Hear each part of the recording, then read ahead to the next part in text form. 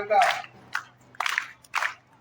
సభ అధ్యక్షుడిగా వీరాసారి గారు బీజేపీ గారు వేదిక మీద కావాల్సిందిగా కోరుతున్నాం.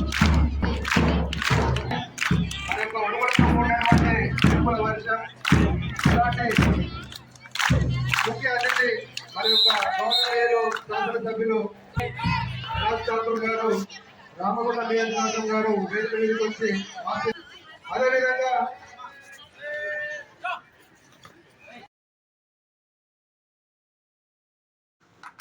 మన విద్యార్థులు టీచర్లు తల్లిదండ్రులు ఏమంటారంటే బాగా కష్టపడి చదువుకోమంటారు. నేనేమంటున్నా అంటే నా పాలసీ స్పోర్ట్స్ అథారిటీ చైర్మన్గా ఆంధ్రప్రదేశ్కి చేశాను. నేను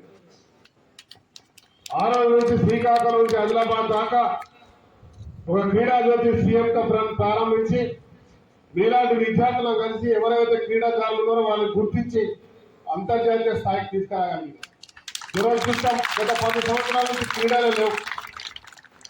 అయితే ప్రతిసారి చెప్పే మాట నేను చెప్పేవాడిని.